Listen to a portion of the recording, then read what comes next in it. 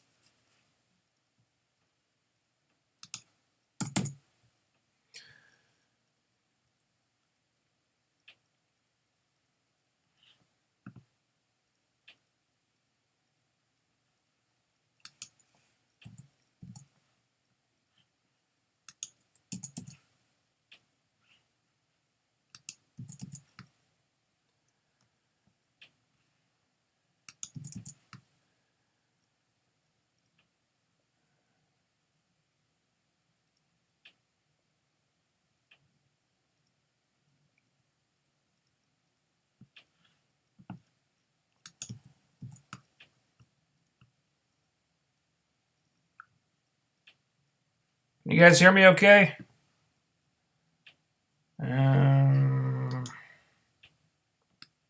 Just let me know if you can hear me.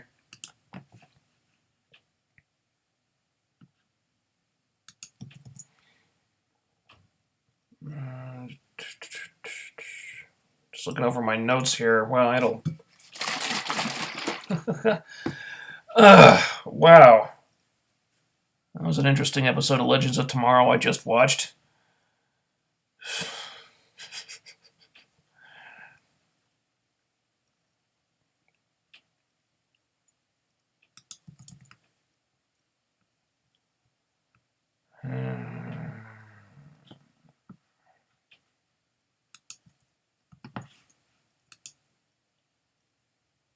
Let me know if you guys can hear me. Oh, I just forgot to post the link. Now that would explain things. Would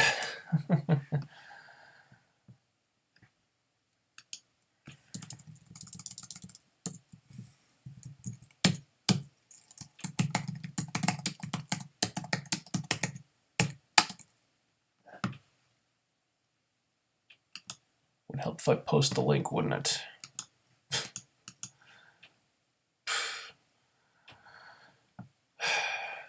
Okay, if you guys can hear me, let me know in the chat room. I'm just looking over everything that I've got here.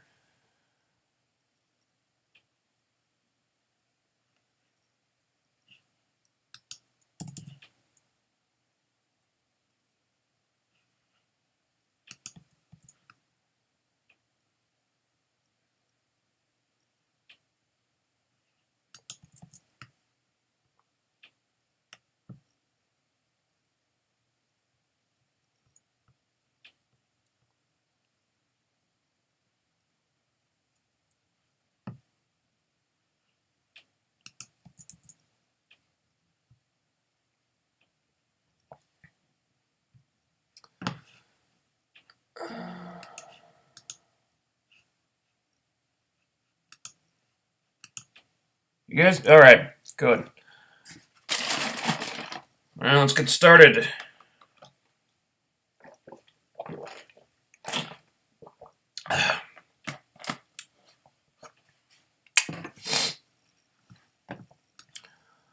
Okay, we're going to be starting with Legends of Tomorrow, because the show just ended an hour ago.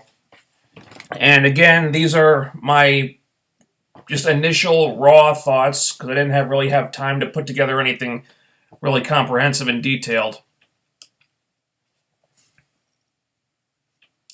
So you're just kind of getting my initial reactions to what I just watched.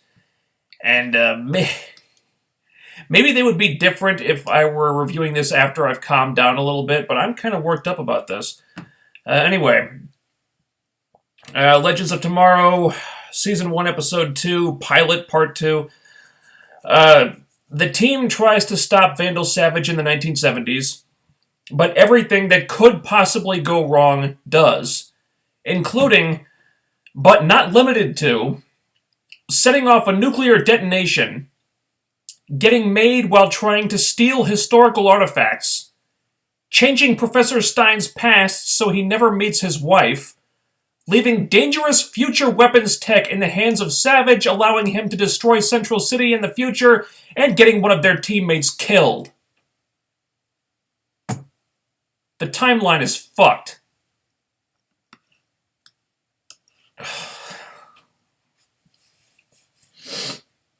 Total honesty here, guys. I thought this episode was kind of a hot mess.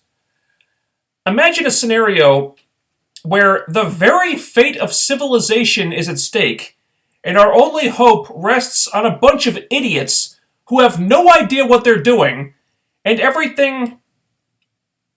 And things seem to be going wrong at every turn due to their own incompetence. I understand making this team look like underdogs, but when you go so overboard with that they suck your confidence away rather than inspire it, that's a problem. So what I'm going to do here is I'm going to list a bunch of stupid things that happened in this episode. Some of which were because this team is grossly unqualified for the task at hand, and the rest of it is just down to bad writing. Number one, they go to find Vandal Savage in Norway. It's some kind of arms dealing get-together thing. Rip Hunter, the only person on this team who actually knows what he's doing, is left on the ship, while the others try to get their hands on a nuclear warhead. Within 5 minutes, they've blown their cover, causing this massive battle sequence in which Palmer accidentally gets valuable weapons technology blown off his suit while he speeds up the timer on the nuke while attempting to disarm it. The nuke actually goes off. No casualties, but only because the stupid hadn't spread to Firestorm yet. Number two, Savage finds Palmer's tech, which allows him to destroy entire cities in the future, so they need to find it and get it back. The only way they can find it is by tracking alpha particles. Unfortunately, there's nothing on this hyper-advanced, time-traveling ship from hundreds of years in the future that can track alpha particles, so they have to go find Professor Stein's younger self, who has built a gizmo that can track alpha particles with 1970s technology.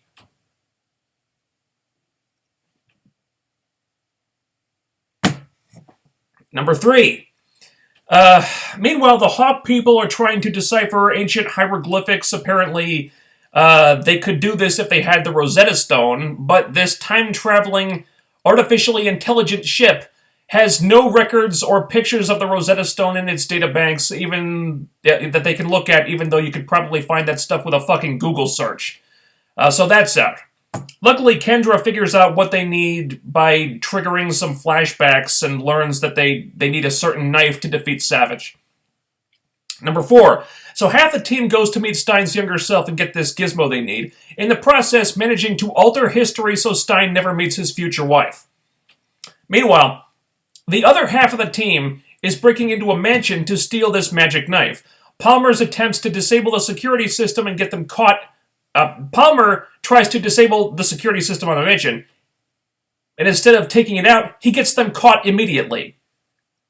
Cold and Heatwave take out the guards because they're good criminals, sometimes. But then, a few minutes later, Cold and Palmer get caught again because they got into a fight when Cold and Heatwave decided to take a break from their massively important mission to save the world from being conquered by a tyrannical, immortal despot with godlike powers to steal a bunch of stuff and get rich. Number six, even though when Palmer tripped the alarm outside, security responded literally in seconds. For some reason, this time Palmer and Cold are trapped in this cage for several minutes while this alarm goes off and no one shows up. Now, you would think that Cold could just use his cold gun to freeze the bars of the cage and shatter them. After all, as has been previously established, Captain Cold's cold gun can freeze and shatter light beams. For fuck's sake. So, metal bars should be no problem, right? You would think so. But he never even tries it. Why? Because the script says they need to stay in the cage in order to set up the big climax, even though if they actually use their brains, they could get out of it no problem.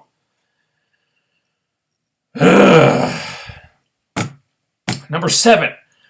So somehow they manage to get the knife and give it to the Hawk people so they can go kill Savage. And this sets up our big climax where Hawkman actually does manage to stab Savage with the knife, but then it has no effect on him. Because for magic reasons that Rip Hunter, for some reason, did not bother to tell them until after they tried to kill Savage, it has to be Hawk Girl who stabs him with the knife. And maybe she could have not only done that, but also prevented Hawkman from getting killed by Savage in this fight, but she didn't, because while Hawkman and Savage are fighting over the knife, Hawkgirl is just standing there 10 feet away, doing nothing! Maybe if she'd tried to help in some way, or any way at all, that could have been prevented, but no. No, she waits to get involved until after Hawkman gets fatally stabbed, and then she gets almost fatally stabbed herself. Great job! Yeah, I'm so happy that the fate of human civilization is in the hands of these people. They're really instilling me with a lot of confidence here. Okay, so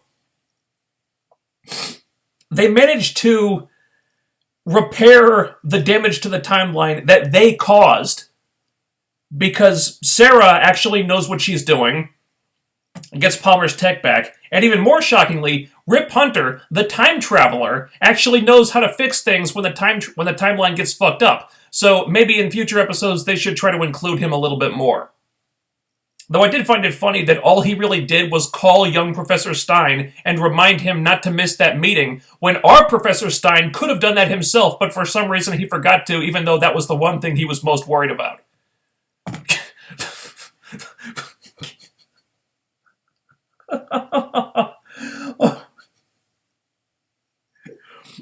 So the upshot is, they're right back where they started, except Hawkman's dead, and Vandal Savage now knows that they're coming for him. But the team decides that they're not going to go back to their lives in the present, and they're going to stick with the mission and try to stop Savage from taking over the world. And if it seems like that was the exact same decision that they all came to in the last episode, that's because it is the exact same decision. Holy shit! What a fucking disaster! From what I can see, the only people on this entire team who are even remotely competent are Sarah Lance and Jefferson Jackson. They were the only two characters who didn't colossally fuck up this week. The only two who seem to have their heads screwed on straight. The rest of these people, Jesus Christ, they're all complete incompetent idiots! You could have put the cast of Star Trek Enterprise in charge of saving the future and gotten better results. The character stuff with the Hawk people and the firestorms was good. Yeah, that was good development, and the action sequences continued to be impressive. But the rest of it, oh my god. This all fell apart so fucking fast. I was kind of stunned, actually. And that was only the second episode. Oh. What else could possibly go wrong? I don't know.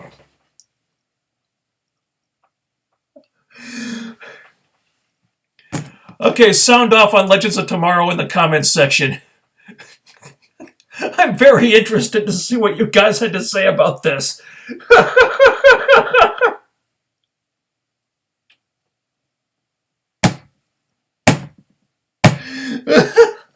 I'm sorry, this is all really funny to me. What a fucking disaster! Oh man. Oh god.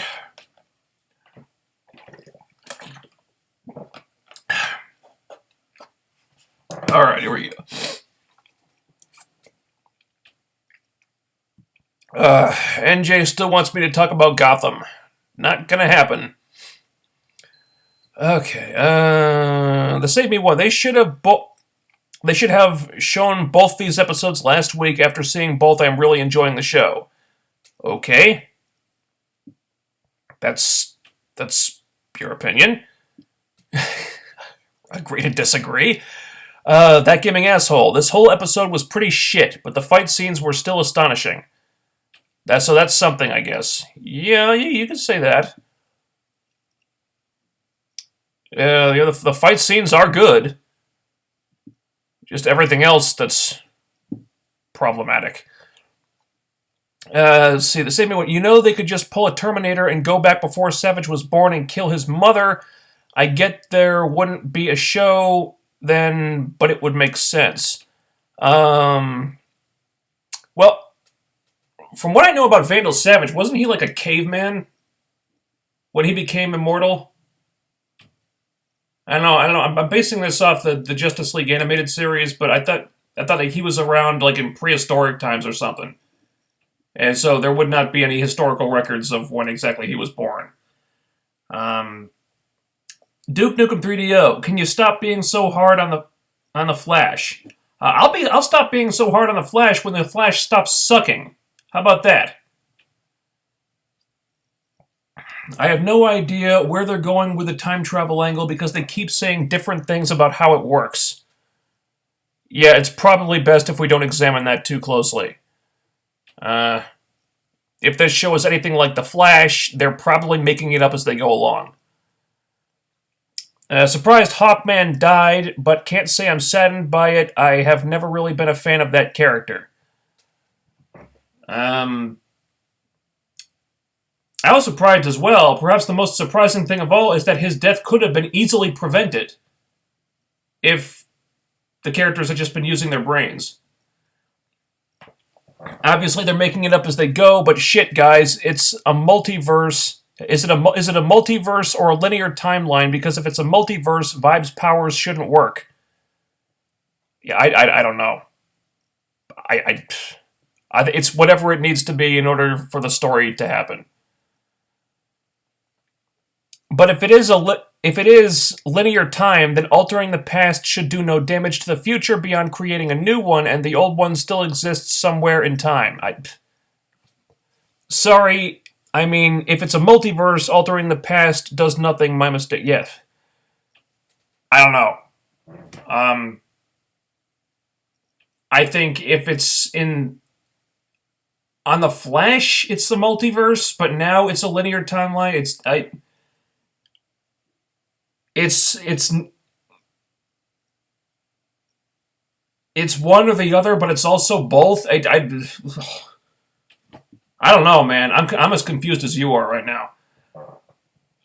The stupidity of the characters is stunning tonight. Honestly, I've never seen people fuck up so many times without it being a satire. MacGruber was more competent. Yeah, pretty much. That was my take on this. They're literally fucking up at every turn. There was nothing about this mission that they didn't screw up somehow. Okay, they got Palmer's tech back because Sarah is good at what she does. Okay.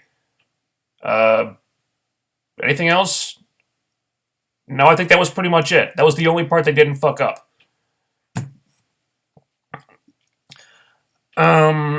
I have yet to see the show, but I think that's the whole idea behind the group. They're not exactly the most grounded team. However, they are learning to be heroes, so that's the niche of it. I don't expect them to be perfect. I expect them to not be the worst team imaginable. Okay, there were so many moments that could have gone so much better had they not done the stupid thing. Okay, a couple of fuck-ups I can understand, but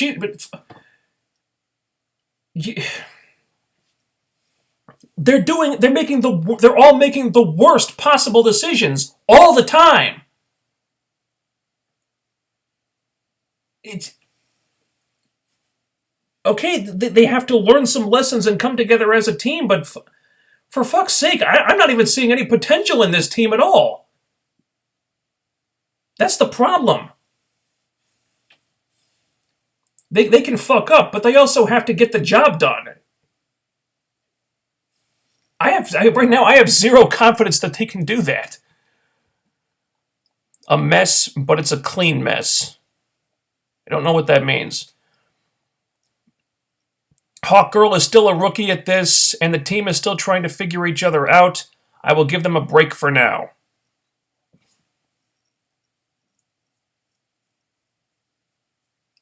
All right.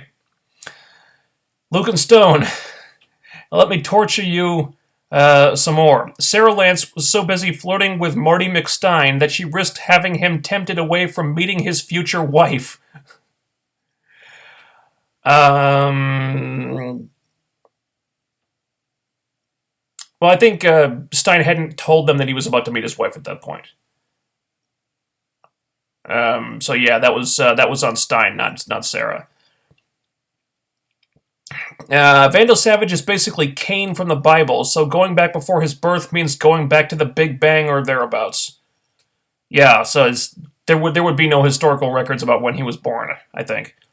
Let me add some criticism of the team. All they actually needed to do was rush in with their powers and blast Vandal. If they'd avoided the attempted subterfuge, Adam doesn't lose his tech, etc. That's true, they could have done that. All this is based on their attempt to get Savage all covertly instead of just shooting him with the giant laser cannons on the teleporting spaceship.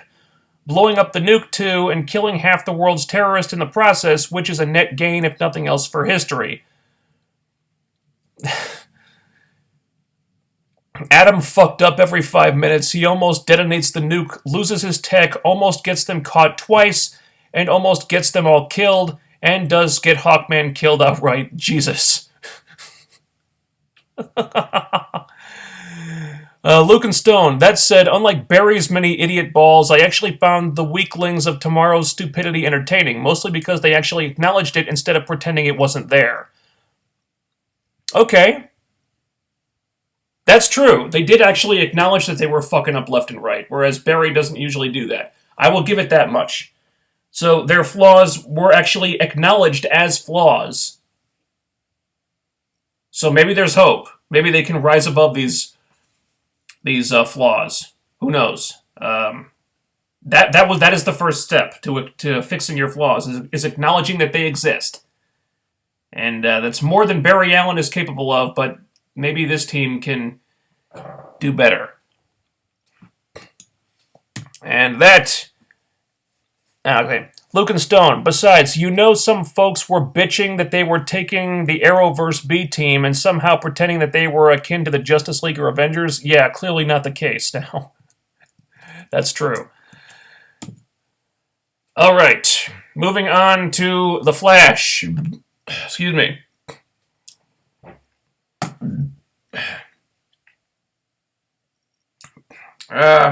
Season 2, Episode 11. The Reverse Flash. The Reverse Flash returns, rather. Barry is still being a fucking idiot about Patty. The Reverse Flash shows up, somehow not erased from existence after his ancestor killed himself. Cisco is a fucking idiot about the Reverse Flash. And then they let the Reverse Flash go because otherwise they wouldn't have a climax. Because Cisco was dying. Due to the time traveler from the future being in the past or something. I was confused about that part. I find it really strange that in an episode that was meant to explain to us the origins of the Reverse Flash and clarify all the things about that character that had been left mysterious up until now, that I wound up even more confused than I was before all that stuff. I still don't know why the Reverse Flash even exists. They give us some kind of really confusing explanation about how he can be here when they all saw him die last season. Okay, because this is the Reverse Flash before he came back to the past to kill Barry's mother. I think that's how that works. Okay, I can buy that much. But it doesn't answer the biggest question. Eddie Thawne killed himself. The Reverse Flash's ancestor died before he could continue his bloodline, so the Reverse Flash should have never been born in the first place.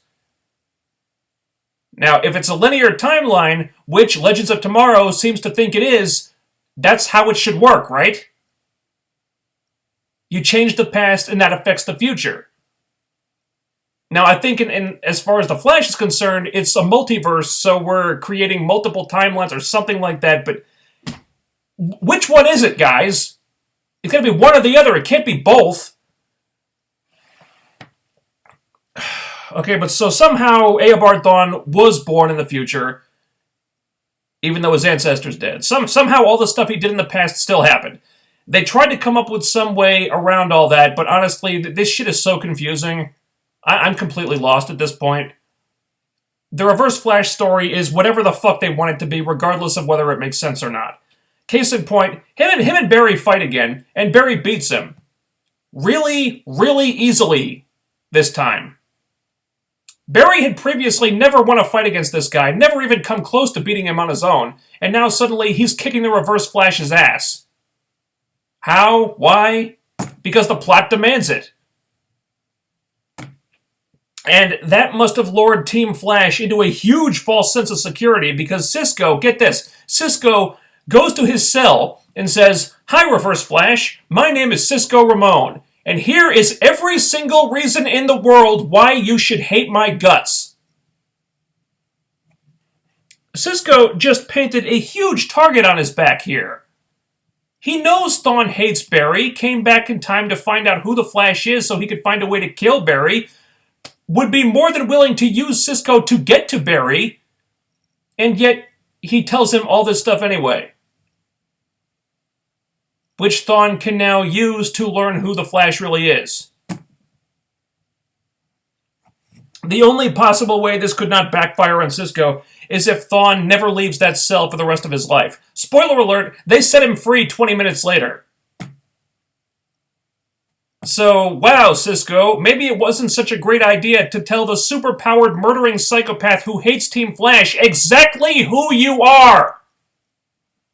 Moron! A bunch of stuff with the Reverse Flash didn't make sense either. For example, 1. He's apparently traveling through time to find out what time period the Flash is from. Couldn't he just look at historical news records and find the first publicly documented appearance of the Flash? Find out that, okay, these news reports say that he showed up in 2014. That's probably where he's from. Why does he need to time travel to learn this stuff? It's not like Barry's been operating in secret this whole time. 2, why does Thawne need Barry's help and the speed tunnel thing to return to his own time period? He still has his powers. Couldn't he just run at Mach 2 and travel back on his own? Can this Reverse Flash not run at Mach 2? Why does he need all this help? 3, I did not understand his origin at all. He was fascinated by the Flash, so much so that he learned how to give himself the same powers as the Flash, but then he realized that he couldn't be the Flash, so instead he'd just be a massive dick? Why? Was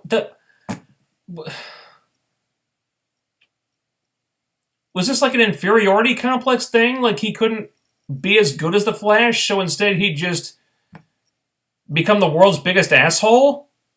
I'm more confused about his origin now than I was before I heard all that stuff.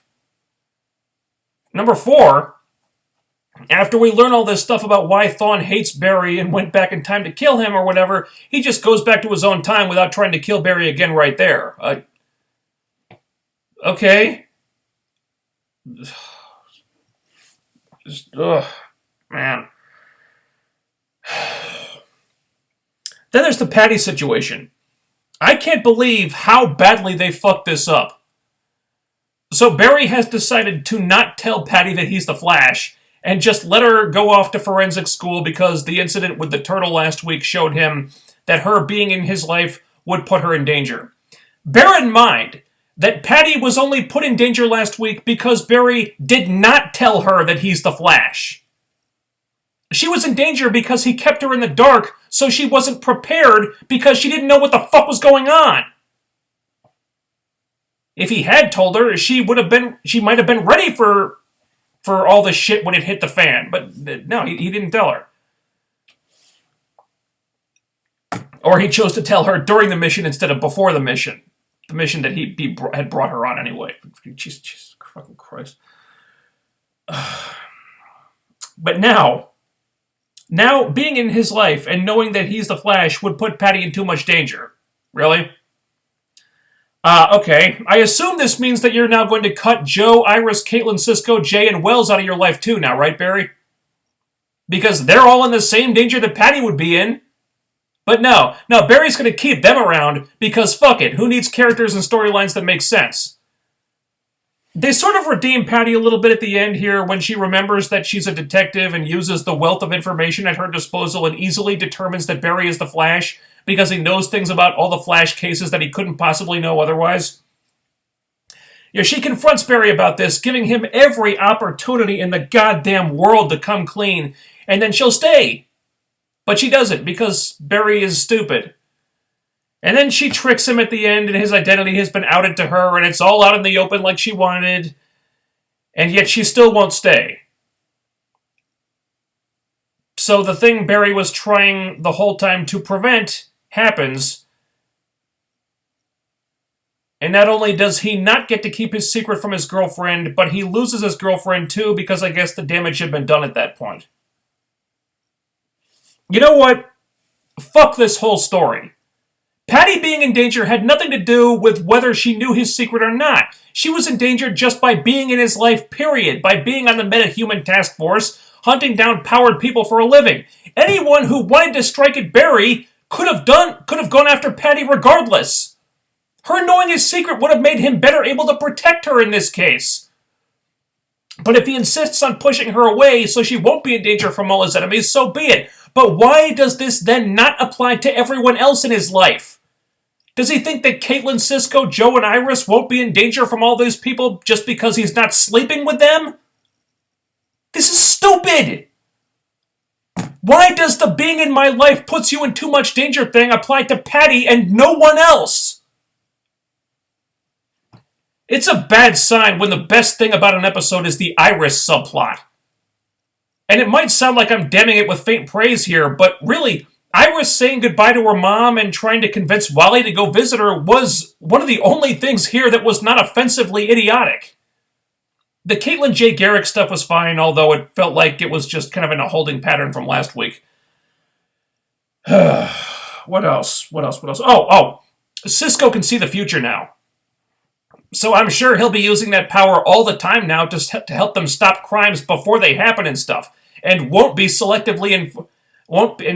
power won't be selectively enforced only when it's convenient to the plot, right? Right? Whatever. Let's just wrap this up. This episode was fucking dumb. The Reverse Flash story is full of holes. The convoluted time travel logic just makes my head hurt. Barry and Cisco are goddamn idiots, and one of the most likable characters on the show gets shipped away for reasons that could have been easily prevented if our lead had just acted like he had a single functioning brain cell for 5 minutes. I'm not gonna lie, this episode pissed me off.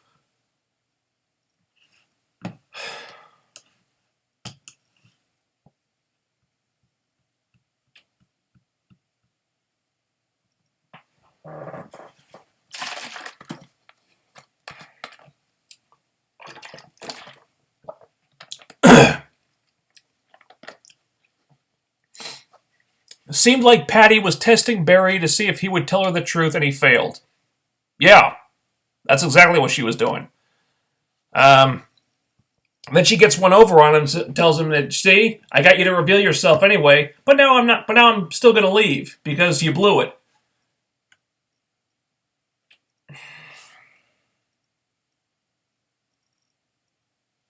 Oh, but at least Patty won't be in danger by being in Barry's life anymore. So I guess everyone else is safe, even though they're in the same danger that she would be in. Now, he's not going to push them out of his life. He's going to keep them. Yeah, she outright told him that she knew the truth and wanted him to admit it. Yeah. Iris was underused this episode. Eddie killed himself to stop the Reverse Flash, so Reverse Flash back should have been a problem for her. Uh, I don't know. Um, no, but because this Reverse Flash was from before he had come back in time to kill Barry's mother, so he wouldn't remember that because for him it hadn't happened yet. I think. Then again, assuming it's a multiverse, then there is no contradiction and Vibe's powers are built around the multiverse, so we have to assume that this is true, I guess. Maybe. Who knows? I mean, next week it'll be something different. They're changing their minds so much. It was a bit senseless for her to try to get Barry to admit he was the Flash, though, because she could make herself a possible target of every villain ever to use as leverage against Barry. Okay, the thing is, she's already a target. She's a target by being in his life. So really, the only difference this would make is that he would be better able to protect her because she would be in on the secret. It's the only difference, really.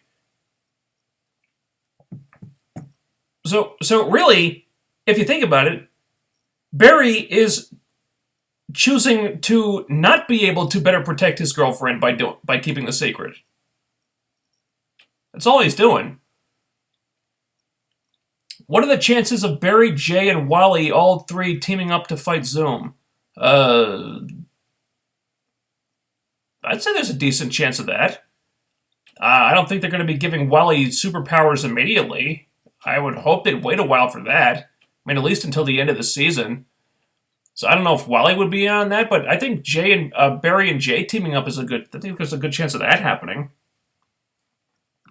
Vibe's actions in this episode were blisteringly stupid, considering he just told a time-traveling post-human exactly where he lives and how to kill him. Yep. My thoughts exactly. She wasn't trying to get him to publicly out himself, and ultimately, you're getting down to what I realize is my whole problem with the way this was supposedly resolved.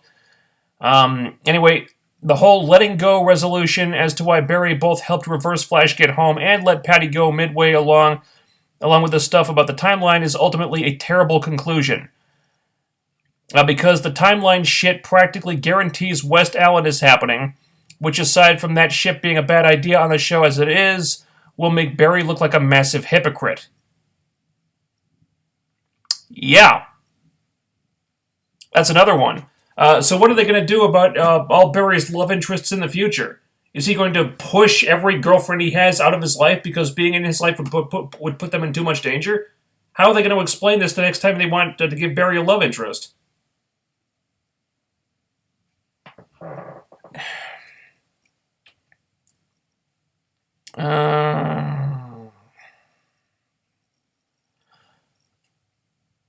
Also, if they sent Thawne back to the past with that type of information, he can breach into the Speed Force again, find a quicker way to kill Barry. It was just dumb on Cisco. Mm-hmm. That seems to be the general consensus, that Cisco was a really, really stupid in this episode. Vibe's actions were not as insane as the Flash's this week. For Christ's sake, I swear it seems they're just using this as a convenient way to get him and Iris back together. Oh, God, I hope not. I heard that they're going to be giving Iris a new love interest in a little while. So I hope they won't get them back together, but oh, God, who knows? If Barry and Iris end up together again, I swear I quit this show. Full stop. Definitely point me in that direction. I genuinely cannot believe they just wrote off a character so clumsily. At least they didn't kill her, but Jesus God fuck. Yeah, there were so many better ways they could have done that. That was... It's like they didn't think at all. Oh, God.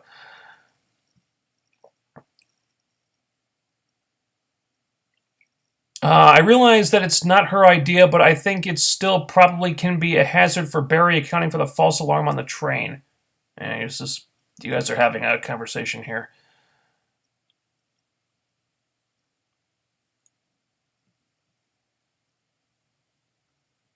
Um,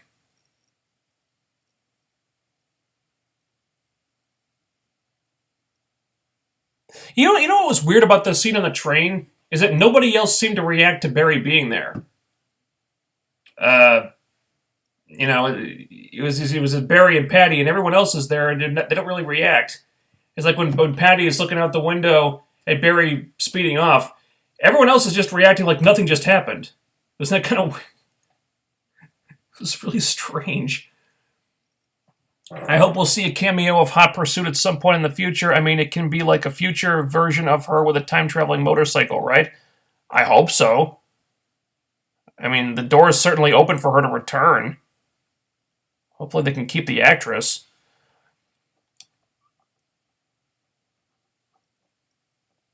I'm just curious, were you ever actually sponsored by 5 Hour Energy, or was that a joke? That was a joke. Um, that was kind of a me having fun with that bit on Impact, where they were sponsored by 5 Hour Energy, and they were being really, really obvious about it with the product placement. And figured, okay, well, if they can be, if they can do it, so can I. I just had fun with it. Conversation with Barry and Joe had implies that Barry's calling as the Flash will require the sacrifice of Barry being at least romantically alone, so as not to put a love interest in danger. Yeah. Okay, that's what they're implying. That's what I got from that. Obviously, that's not going to last because you're dooming your lead to being completely alone for the entire length of the series, and that's not going to happen. But how are they going to explain it later on?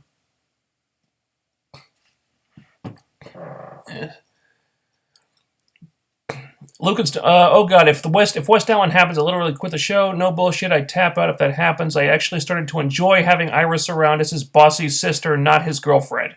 Oh, she's so much better as the sister role. I mean, that aspect of the show got a lot better when they stopped playing up all that chemistry devoid relationship stuff. This is the resolution they came to in order to justify letting Patty leave. Yeah, and it was a bad idea. They shouldn't have let her leave. Oh, wow.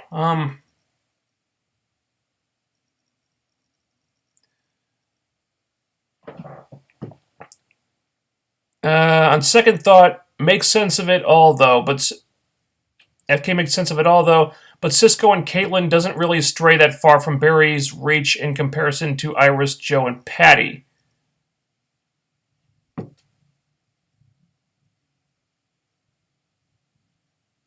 No, I think they'd all be about the same. I mean, they're all within Barry's social circle. I mean, he doesn't seem to hang around with anybody else or have any other friends, which is weird. I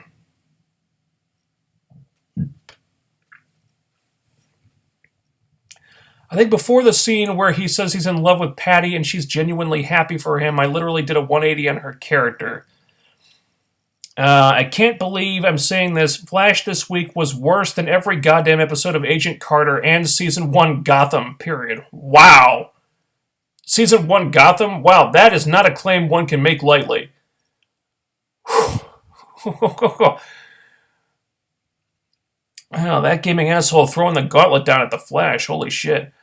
I hope you record me saying that it's never happening again. I'll take a screenshot. How's that?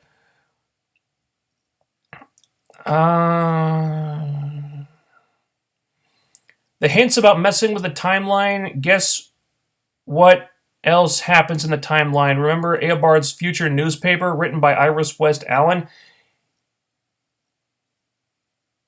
Okay. Yeah. But if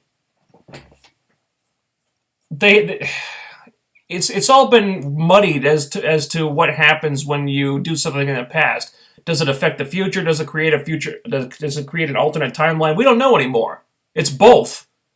So what happens in the past could affect the future. It could change the future. He might not make Barry might not end up with Iris.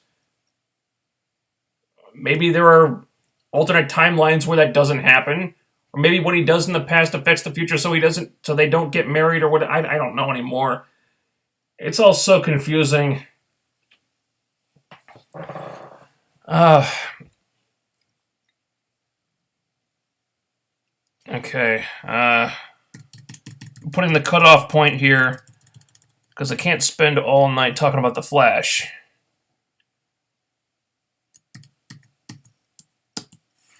So anything below the line that I'm drawing right now is going to be for Arrow. There we go.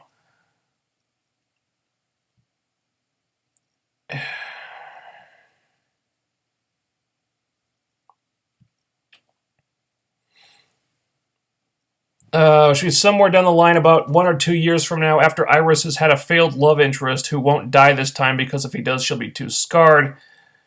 Barry and Iris will somehow discover their feelings for each other, or rediscover in Barry's case, and this time they'll actually hook up. Ah, God, I hope not. You know what the hell of it is? All they have to do is say that this works on many worlds and not a linear timeline, and literally every contradiction is immediately gone. Yeah, but fucking Legends of Tomorrow is working on a linear timeline. And this is all happening in the same world. But so it's both, really. It's not one or the other, it's both. These writers are so confused about how the time travel physics of this world operates. They're changing it all the time. So nothing makes sense. I didn't even think about the Mach 2 thing. Makes you wonder why they didn't just hop in an F-22 Raptor and go back to assassinate Hitler. Yeah. I mean, Thawne was able to time travel back in time. Couldn't he just do the same thing to travel forward?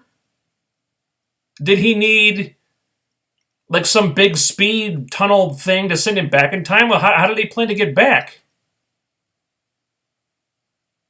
I mean, I'm assuming. I mean, they spent all last season saying that he was faster than Barry. Could he not just run at Mach 2 and go back that way? Why does he need all this stuff to do it?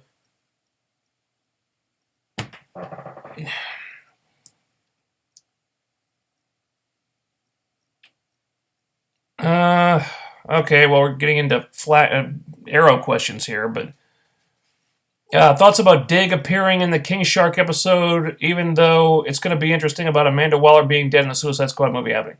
That's fine. I'm not sure why Dig would be crossing over, but, it's whatever.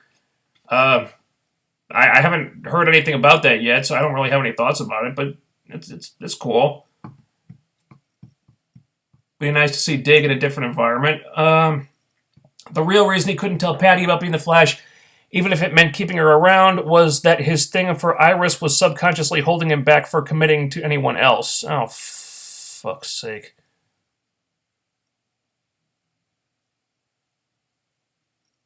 I hope and pray that's not the case. There is a possible out. Iris might have a kid with Barry, but not hook up with him like a surrogate, and that kid is named Iris West Allen. I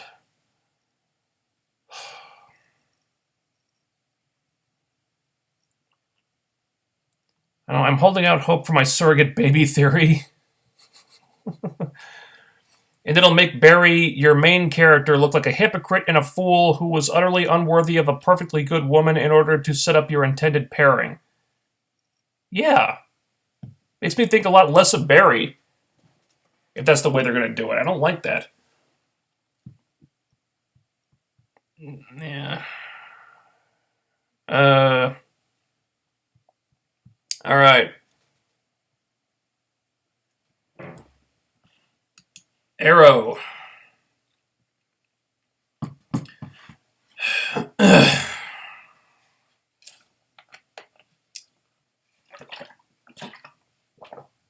Arrow Season 4, Episode 11, AWOL.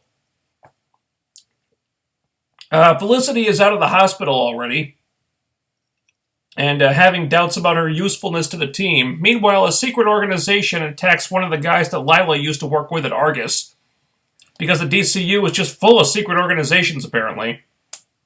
And this helps Dig and Andy work out some of their trust issues, because Andy had ties to these people before he hooked up with them. Before he hooked up with Damien Dark, rather. I wasn't sure how to feel about this one, because I was feeling kind of torn between wanting to like the Felicity stuff and feeling like it totally glossed over her trauma. Because, I mean, she got shot and crippled. This just happened. That's the kind of thing that's really going to mess you up for a while. And, first it seems like she's awfully cheery considering what just happened to her. I mean, if I got riddled with bullets and put in a wheelchair, I'd be depressed as all hell. But, then it's like she's trying to act all cheery to avoid feeling bad about herself. And, okay, all right. So I assume we're going to see her break down afterward. But then she starts hallucinating because of the drugs she's on. And the hallucination seems to want her to revert back to her old self because she's trying to be something she's not. And that's the reason this happened to her, or something like that. And I think this is the start of her descent into darker territory that we saw in the Flash Forward, but then she just kind of magically gets over it. And by the end of the episode, she seems like she's pretty much back to her usual self, besides the not walking thing. And that's what I'm having a problem with, because I liked the scenes of Felicity dealing with the fallout of her injuries and her trauma, but it seemed like that trauma was done away with really quickly. And honestly, Barry probably had a tougher time dealing with the trauma of getting his back broken, and he was completely healed after one episode. I mean, here, Felicity's feeling a little sad, and then she spends a few scenes talking to herself, and then suddenly she's fine. And the scenes where she's actually having a hard time with all this were good, but I just didn't feel like they took things far enough. I mean, she just got told in the last episode that she's never going to walk again. I really expected her to be more upset than this. She's sad about it in one scene, and the rest of the episode has her dealing with this in a semi-comedic way. I mean, yeah, it's Felicity, that's kind of her thing, but it's okay if she's depressed about this for a while, like anyone else would be. I think they were afraid to go that route because Felicity is really the only source of levity on this show, and when the appropriate response to a trauma is to get really upset, and she doesn't, that's kind of awkward. Yeah, the PTSD of a life-changing event like this is not something you'd get over just like that. So when she was back in a good mood by the end of the episode, it just didn't feel very genuine. And yeah, it's a comic book show where people can do magic and fly, and the dead can come back to life and all that stuff. So most of us are probably not expecting her to be in the wheelchair forever. And I wouldn't want her to be because the similarities to Oracle are already kind of pushing it. But I feel like the writers were using that as an excuse to gloss over the natural reaction that anyone would have to a trauma like this because it would be too much of a downer. But if that's the approach you're going to take, maybe it's not a great idea to put her in a wheelchair. Much better handled, I thought, was the stuff with Dig and Andy. They're making progress, still having issues. Excuse me. It was really interesting how Andy's backstory connects to Oliver's when he meets the guy who's going to be on Lian Yu in the flashback. Also nice that they deviated from the Oliver flashbacks because the show has kind of reached a point where we don't need to see those as much as we used to, in my opinion. I liked how that all tied together.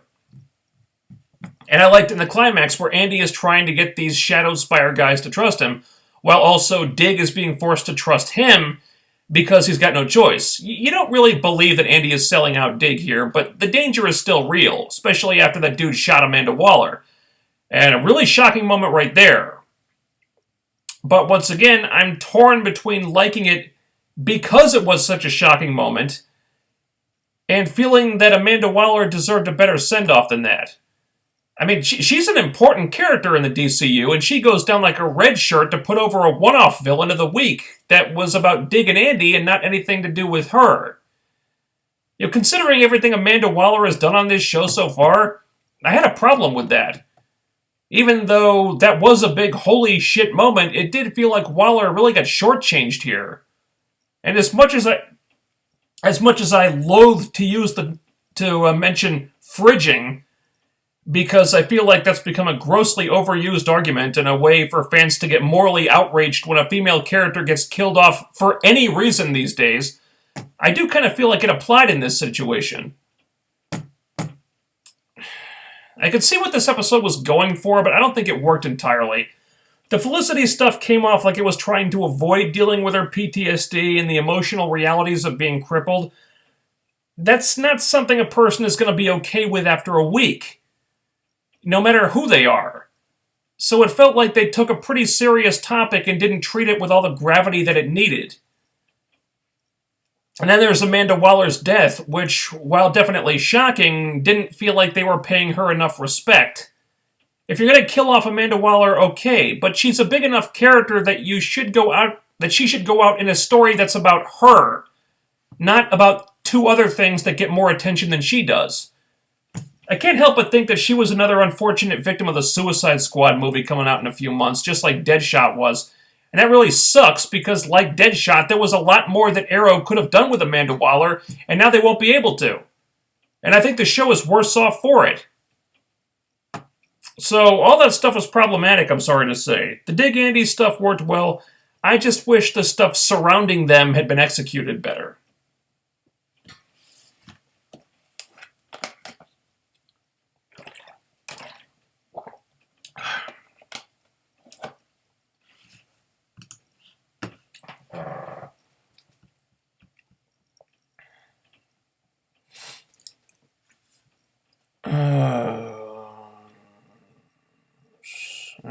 Some leftover Flash stuff.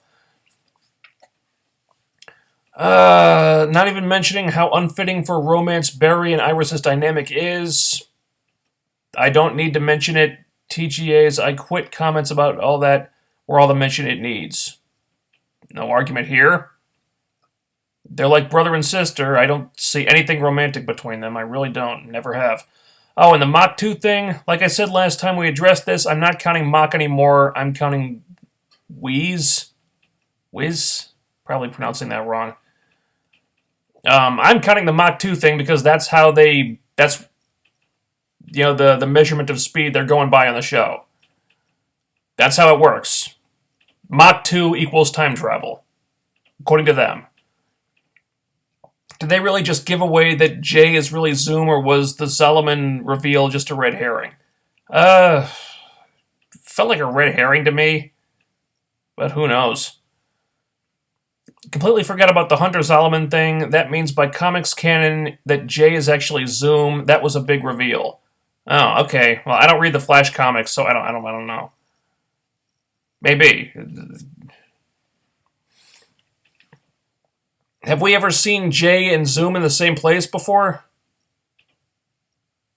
In the same place at the same time? I don't remember. Somebody help me out with that. Amanda Waller is going to be in the Suicide Squad movie, so just like Jerome on Gotham and Deadshot last season, her TV counterpart has to go. Pretty clear the DC movies are the top priority. That is unfortunate. Maybe that wouldn't be the case if they'd done the shared universe thing, but they're not. That's not what they're going for. It's full of secret organizations. Comic book universes are always full of secret organizations.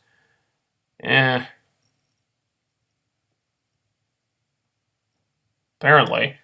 Part of me wishes they'd bring Arrow, the show, into the DC movie series. I mean, it's the best Batman series we've had since the animated series. I'd be fine with that. The only problem is they wouldn't really be able to have him appear in the movies because that would probably conflict with filming the show. There'd be too much overlap there for it to work. That was weird to me too. I mean, I can understand she's trying to be her usual self for Ollie, but I would think that she would have some trauma. Yeah. I mean, she got shot and crippled. She's allowed to be upset. Like, more upset than this. I mean, she's still trying to make jokes and stuff, and she's acting like this hasn't affected her at all. And we see her kind of dealing with that a little bit afterward when the hallucination starts, but it's all done so quickly. The trauma of something like that, it's not something a person is going to get over in one episode. It's just not. It really felt like they did a disservice to that whole storyline. Even if in a comic book universe, she's probably going to be back on her feet, before too long. I would say probably by the end of the season. But even so, it doesn't give them a free license to just ignore all this stuff. Bad Felicity equals no guilt. Okay. So who's going to run Argus? Lila would be my guess. Maybe Lila and Dig together? It's a good question. Felicity is taking being a cripple really well. Oh, I'm sorry, I mean Oracle. Oh, wait, I mean Overwatch. Yeah. Yeah, it seems like they're kind of trying to turn Felicity into Oracle in all but name. It says, named you Overwatch. Well, I gotta call you something. I thought about Oracle, but someone else is using that. Yeah, clever. Just because you acknowledge that she's Oracle in everything but name, it doesn't mean that it doesn't mean that you're being creative by doing so. This is still this is still very reminiscent of another character, and it all feels a little bit on the nose to me. I think the idea of Felicity's arc is that, yes, she's lost something big that's been a part of her life forever, but she's not going to let it beat her. Okay, but she's still allowed to be upset about it. I'm just saying. And we could see from the flash forward rather, that something has beaten her. That she's the one who's always said that Oliver should be a better person and inspire hope rather than instilling fear. And he should not kill anymore, and he should try to be a hero and be a better person. And now in the flash forward, she's saying, oh, you need to kill the son of a bitch. So we can see that something has broken her. And, I assumed this would be part of it, and that would be okay. That would be perfectly natural. But instead, she gets over it really quickly. It didn't feel emotionally genuine to me. It just didn't feel right. Andy kills Diggle just when it looks like they're cool again. Felicity is so angry that she's dying for payback.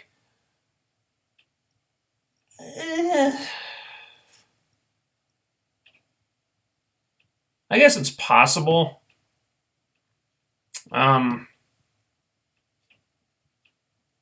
Last week I really didn't think Dig was on the table as far as who's going to die. I'm kind of coming around on that now because the way things are shaping up, I could see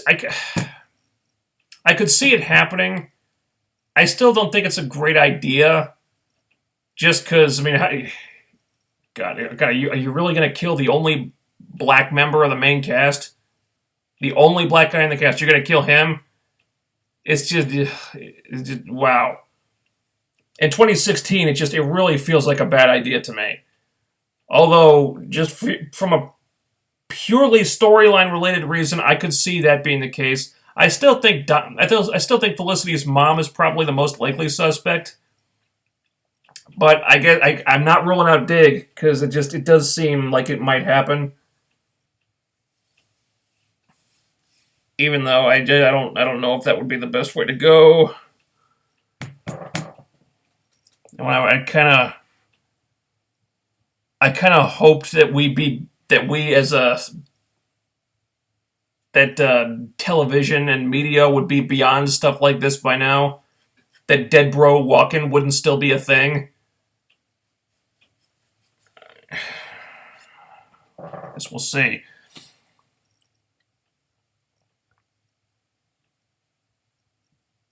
Which is direct contrast to you have to kill the son of a bitch. Yeah. Yeah. Thoughts on Laurel in this episode when she tries to help Oliver? Thought it was okay.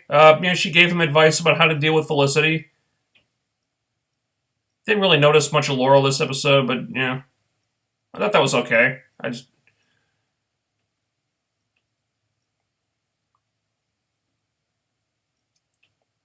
If her codename is Overwatch, just like Oracle.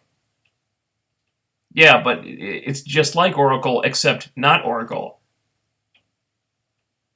So she's almost exactly like Oracle, except with a different name. So she is not Oracle. So it kind of dodges that complaint. No, she's not Oracle. She's totally different. She's got a different name, see? Yeah, but she's just like her in almost every other way.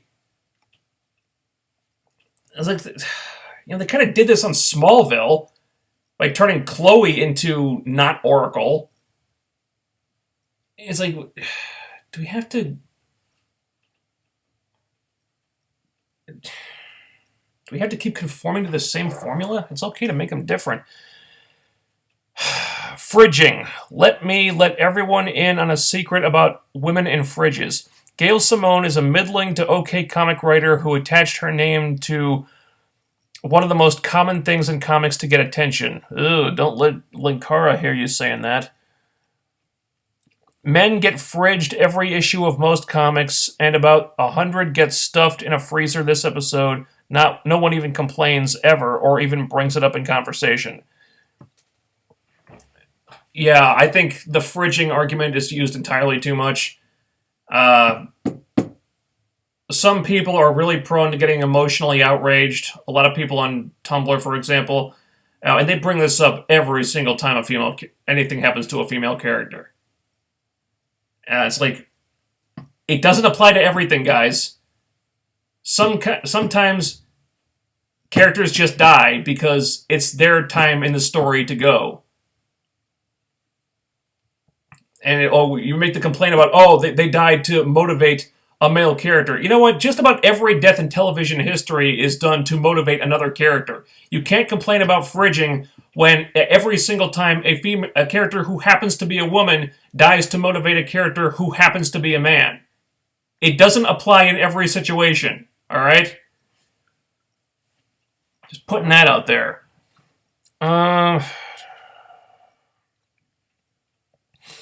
There was no internet outrage when Captain Marvel died or when Magneto died like a dozen times.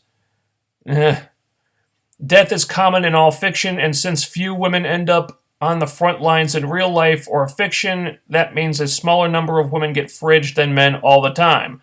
Pointing out that the immutable fact that women die in fiction doesn't make Gail Simone smart, it makes her annoying. Anyway, sorry to derail the comment. I just hate that bullshit. This episode was okay, not that great. I expected better from Arrow, but way better than Flash. Oh, no argument here.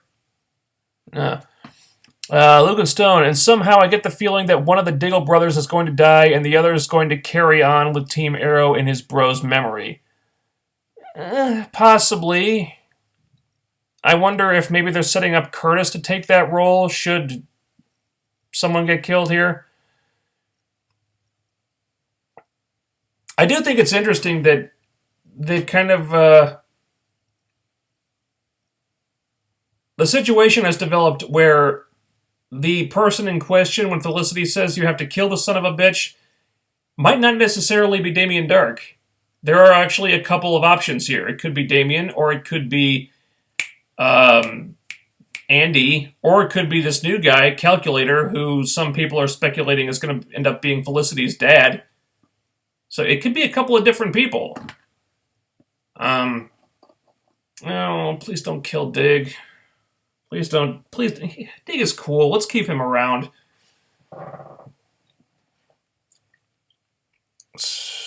I had no... Oh.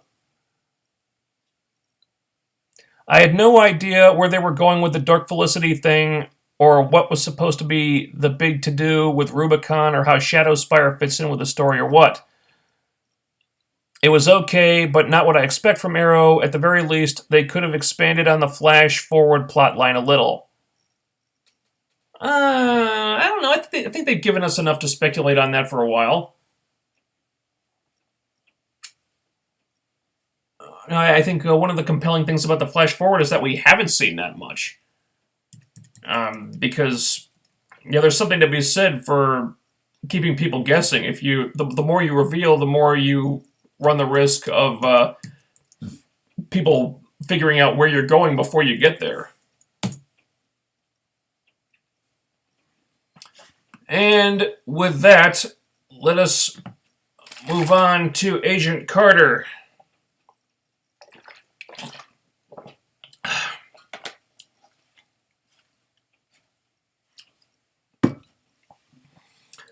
Season 2, Episode 3, Better Angels.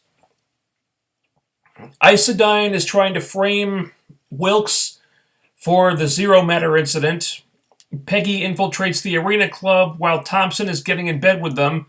We find out that Wilkes is not as dead as we previously thought, and Howard Stark is still fucking awesome. This is a really hard one to review because this was one of those setting the stage episodes where a lot of the pieces are moving around the board, but not a lot actually happens. So we get some interesting story developments, but not a ton of forward momentum in the narrative until the very end. Things I liked. Peggy is shown to be a little bit vulnerable for a change, which does not happen as often as I would like. She loses her cool and kind of blows up at Thompson when Thompson is trying to close the case, and there's an assassination attempt on Peggy that almost works. Not only does the guy get the jump on her, but it looked like he really had her until Jarvis showed up, and he even escaped because Peggy took a shot at him and she missed. These are good things. They show that Peggy is human. Having vulnerabilities does not make her a lesser character. Quite the opposite, in fact. The Thompson stuff is kind of interesting with him being involved with the Arena Club, and I guess the question we're supposed to be asking ourselves is Thompson so ambitious that he would join up with these obviously shady characters just to advance his career? And I'm not sure that he wouldn't. And that seems to be a question he's asking himself right now, too. So that was effective. I like that Wilkes isn't dead. Yeah, that's nice. That the only black person in the cast was not killed off. I've learned that apparently there is a Marvel character by that name who I guess is trying to inventing a ray gun to turn himself invisible, but makes him intangible too. I guess this is the MCU version of that character. I heard this on a podcast that I was listening to the other day, so he may be more important than I originally thought, and that's nice. But by far, the best thing about this episode was Howard Stark. I know it won't happen, but goddammit, I want to see a Howard Stark spinoff, because this character just shits gold every time he's on screen. It's just... It's jokes on top of jokes on top of jokes. Even when he's not on screen, he's getting laughs. I mean, he must be the writer's favorite character because they've made him so endlessly entertaining in this role of like the Marvel equivalent of Howard Hughes. It's fabulous. Everything he does is wonderful. I do wish the episode had more to it, though.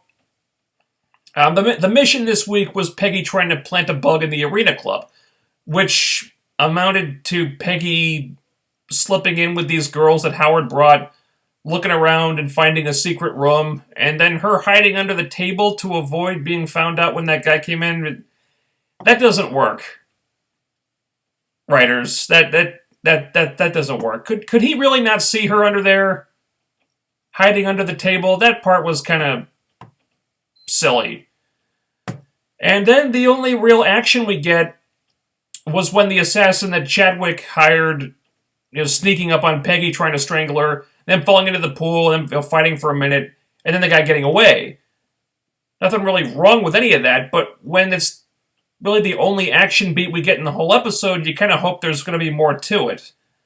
The most interesting development happens at the very end when Whitney Frost's director tries to sexually assault her, and then the zero matter in her body comes out and disintegrates him with Dark Force Venom symbiote?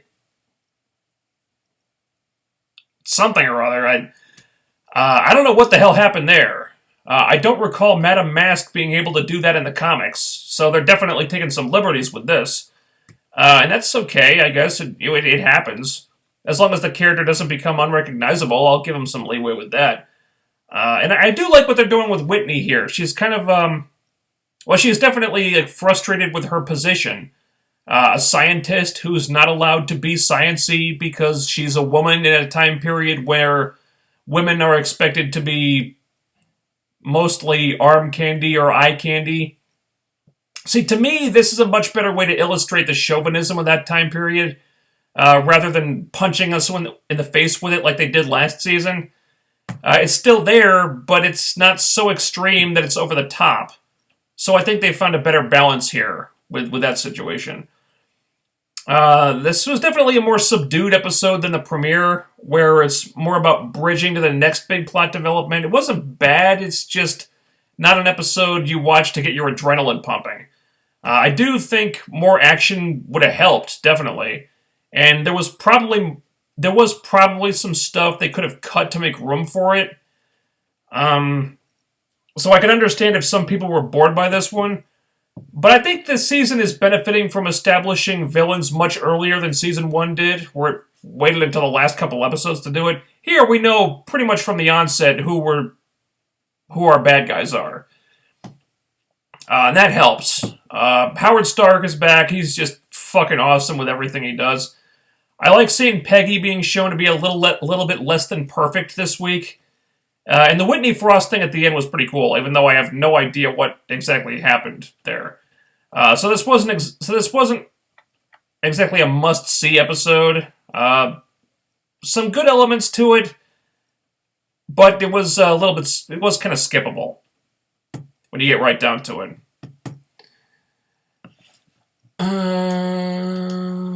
Okay. And... okay, the Save Me one. Agent Carter is definitely standing on its own. Instead of being a follow-up to Captain America, this season has been moving at a good pace, maybe better than Season 1.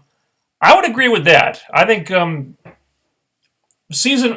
probably one of my biggest complaints about Season 1 is that it took a long time to get the plot moving. Here, they're definitely... they've addressed that. Things are happening a lot sooner. Maybe not so much in this episode, but we know we've got a better idea of what our story is and where it's headed. Season 2. I don't know, man, but I'm beginning to side with the Mary Sue crowd and Agent Carter. Okay, nothing wrong with that. I would argue that this episode did something to counteract that, because this is one of the episodes where we actually see Peggy having trouble and being somewhat flawed. I think the premiere made a much better case of Peggy being a Mary Sue character, but that's just me. The episode wins points with me for the Kid Colt reference. Have to wonder if they will have some meaning in the MCU at some point. After all, they did say he was a real person. I think I missed that. I barely remember anything about this episode besides the fact that they combined Madame Mask and Darkstar, who I believe is an X-Men villain. Darkstar. I don't know if she's a... I don't think she's a villain.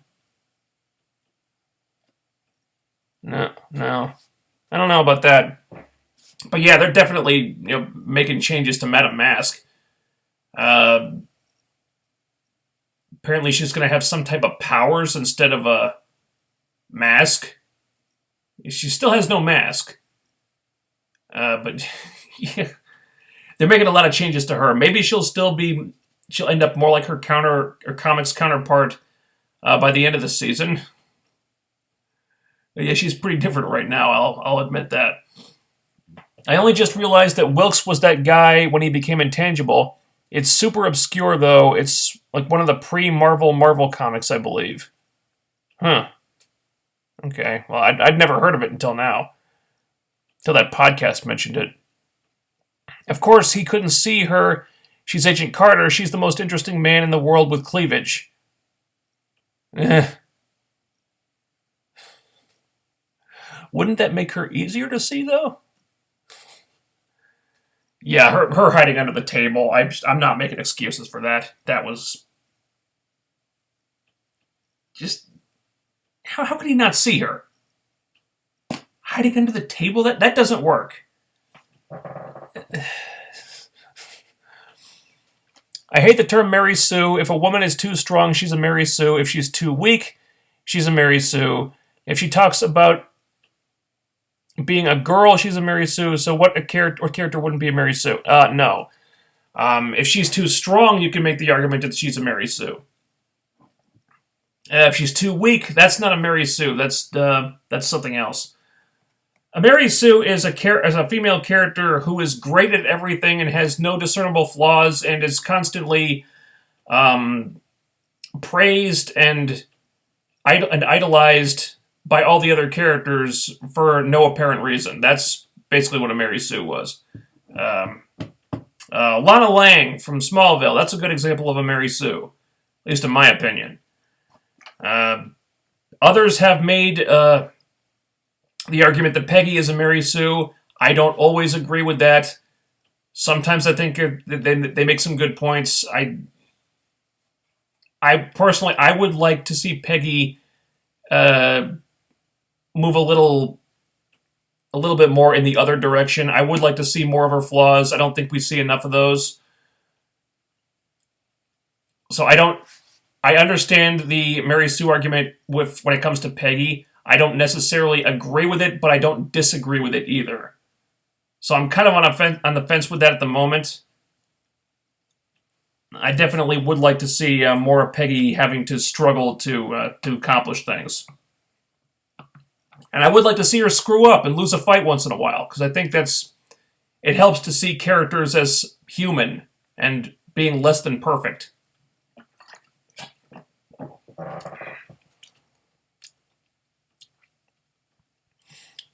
A Mary Sue is a character who seems more like a preteen girl's fanfic than a person. Yep. That's... Alright, yeah. See Agent Carter Season 1.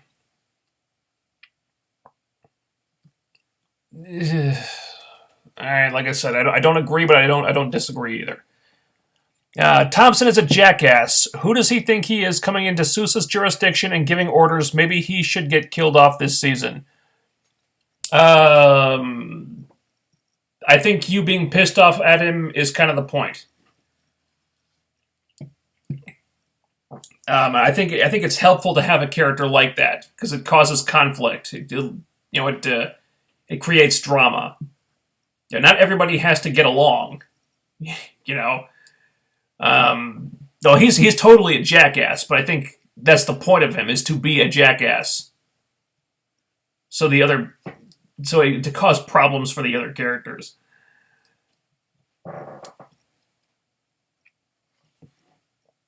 She scaled a building in high... But whoa.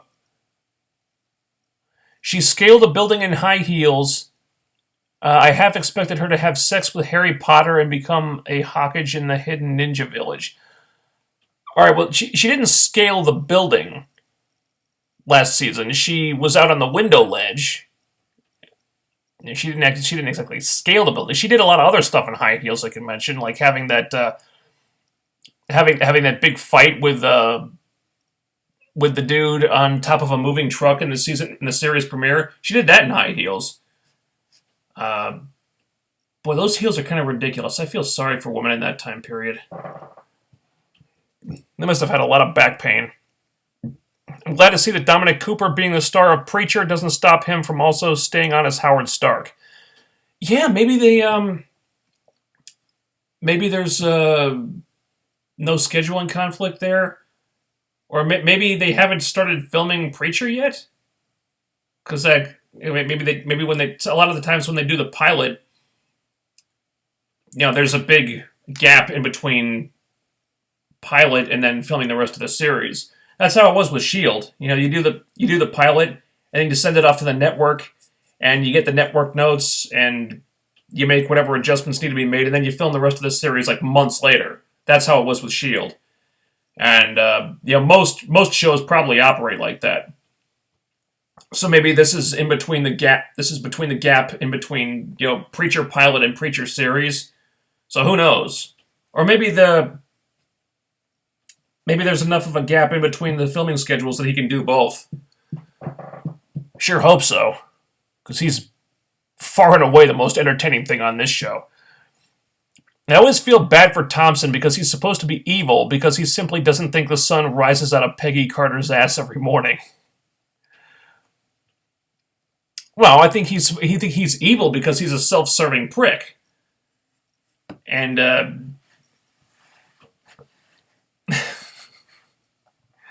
in this case, he may not think that the sun rises and sets on Peggy, but he's also trying to close an investigation condemning an innocent man. In this case, we know that Wilkes is being set up as a fall guy. We know Wilkes is innocent, and they're trying to prove it. And Thompson is like, "No, this case is over. Case closed. Let's all go home." And he's doing it because these shady assholes from the Arena Club want this investigation over with. And we know that the Arena Club has ties to that pre-Hydra organization. So, yeah, I mean, Thompson is doing this. Thompson may not know that. He probably doesn't know it. He's doing it just because he wants to advance himself and his career. Doesn't change the fact that this is what the bad guys want. A common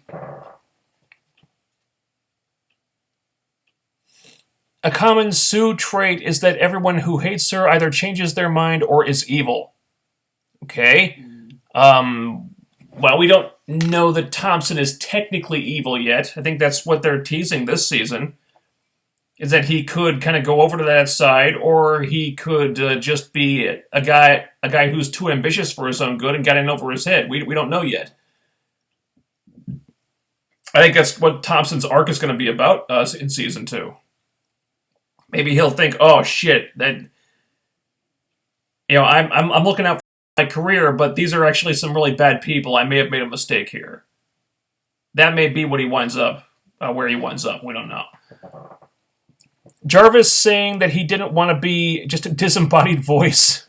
Little foreshadowing in that one. Yeah, that was clever. Look at Mr. Enter's recent review of Fairly Odd Parents. He critiques one of the female characters, and it sounds like Peggy Carter's biopic. Mr. Enter, I don't know who that is. Okay. All right, she's beautiful, smarter, and better than everyone.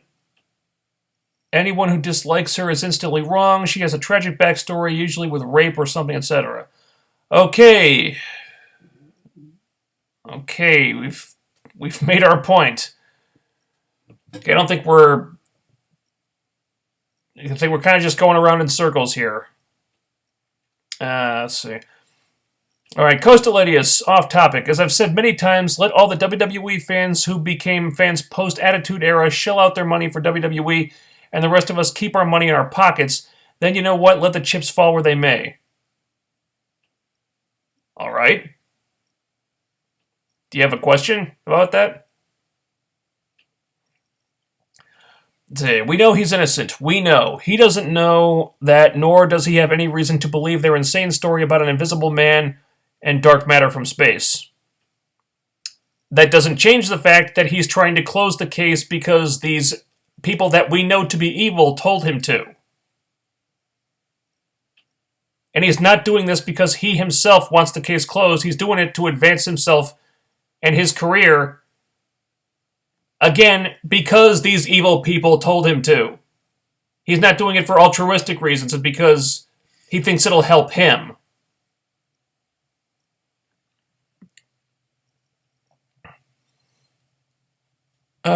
Save me one. Did you see the first 2 episodes of the X-Files? What did you think? No, I haven't seen them yet. I haven't decided if I'm going to see them. That's... I don't know if I'm going to watch it just because I have a feeling it's just going to frustrate me. I used to be a really big X-Files fan back in the day, but that show started to... It started to frustrate me towards the end because I didn't feel like we were getting enough answers. And, kind of like they were trying to perpetuate a mystery when they really didn't need to anymore. Okay, like cigarette smoking man, Cancer Man. Apparently he's still alive in this new version, from what I hear. How the fuck is he still alive? Didn't they blow him up with a missile from a helicopter when the original series ended? I mean, haven't they like teased him? Hasn't he like died and come back to life like 4 or 5 times over the course of the show? Wasn't he supposed to be dying of lung cancer? How is he still alive? Wasn't the alien colonization supposed to happen a couple years ago? Why did that not happen? It seems like there's some pretty obvious retconning going on here. So I don't know. I don't know if I'm going to watch it. This whole business of series revivals is a pretty slippery slope. Like if you're reviving a series that was canceled prematurely and everyone wanted to see more of it, okay.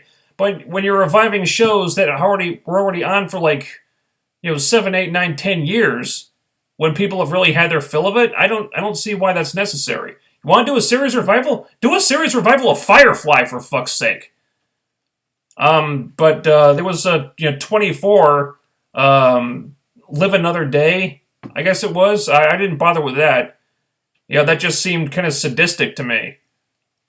Maybe it's naive of me, but I like to think that Jack and Chloe found some peace after the original series ended. So bringing them back for another day of hell, of torture and everything, just seemed kind of cruel. Apparently, between the original series and the revival, Chloe's husband and son died. Apparently. I don't know, I didn't watch it, this is what I heard. And Jack ends the series being arrested and sent to like a Russian prison or something like that. I don't know.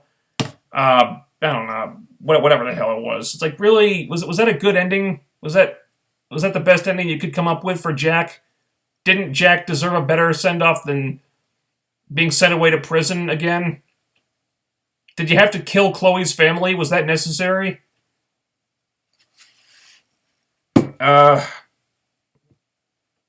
Oh, and the Full House revival, because everyone was dying to see more of Full House on Netflix, right?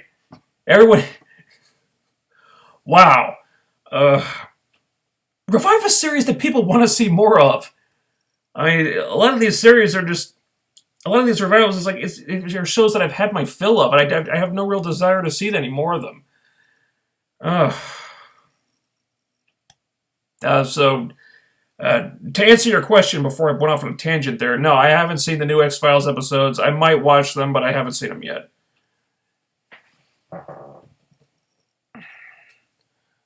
Wow. Episode 2 was classic X-Files. Loved it. Okay. Have they explained why the alien colonization never happened? Or have they just not mentioned that yet? They retconned a lot. Basically, the whole previous series was actually, and I'm not making this up, evil Republicans tricking people into believing aliens exist. Really? Wow, that's interesting. Jacob Walton. Did you see the honest trailer review of Agents of S.H.I.E.L.D. from Screen Junkies? If so, what are your thoughts? I saw it. It seemed like they were poking fun at a lot of aspects of the show that a lot of people poke fun at.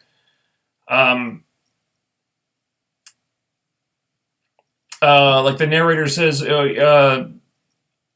yeah, it all sucks. Oh, but I hear it's getting better. So yeah, it sucks, but I'm not watching it. But I hear it's getting better. It's getting better, right? Right? And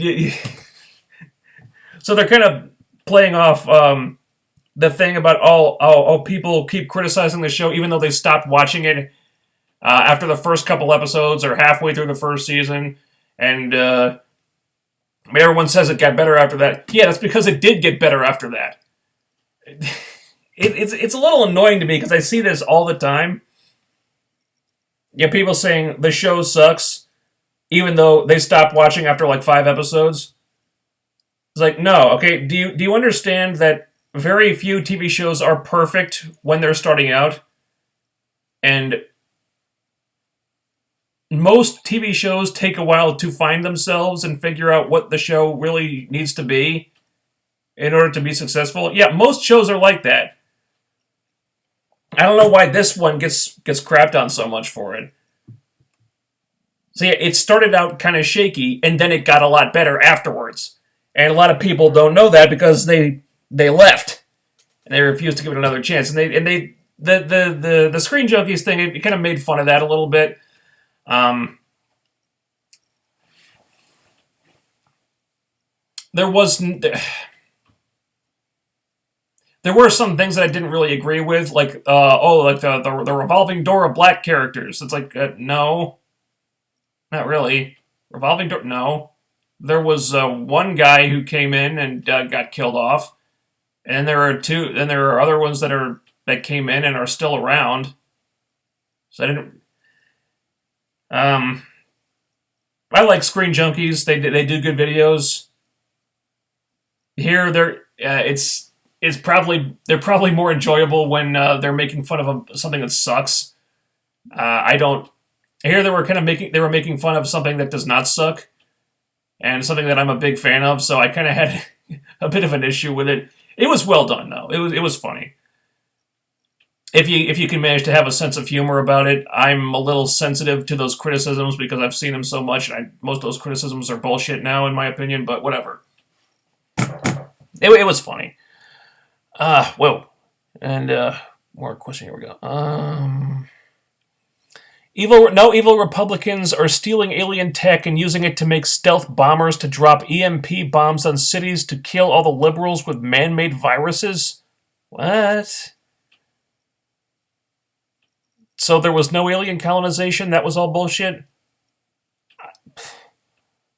Oh boy, this sounds really confusing. Also, apparently the WikiLeaks guy is actually fighting a secret rebellion against the Republicans to save mankind. Is that Joel McHale's character? Wow.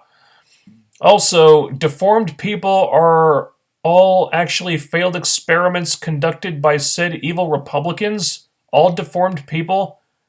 What? Oh, and Mulder and Scully's son is Akira, basically.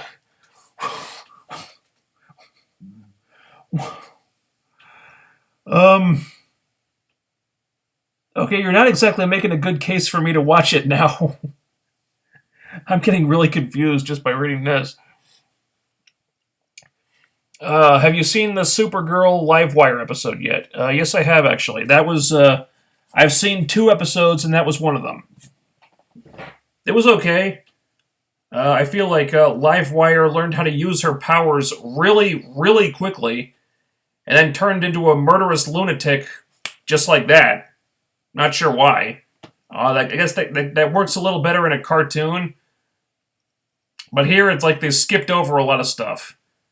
The effects are decent though. Still not really feeling a huge urge to check out the rest of Supergirl. Hold on, I think I missed the part where the Illuminati of the new X-Files show are supposed to be Republicans. No, you mentioned the Republicans. Okay, I'll give it another minute or so, but that's about it for the questions here.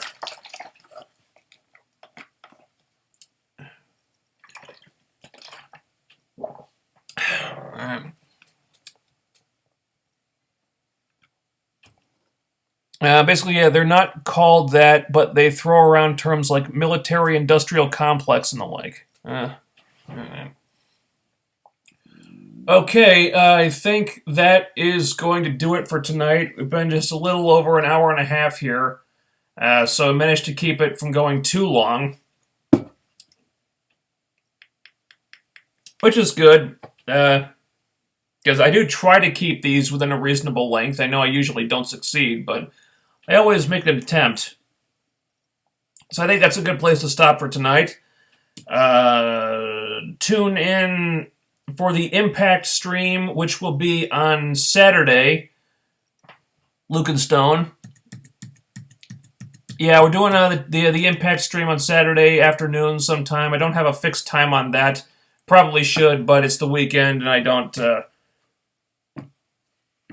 don't know. I played a little loose on that score, but yeah, it'll be sometime Saturday afternoon until the TV season ends, and we can go back to doing these on Tuesday. Yeah, so stay tuned for that. That'll be it for this week of the Comic Show Post Show. Tune in next Thursday night at 10 p.m. Eastern, where we'll do this all again. And hopefully we'll have some better shows, some better episodes to talk about a week from now. This was kind of a bad week. So I will see you guys on Saturday. Thanks for tuning in. I'll talk to you in a few days. Later.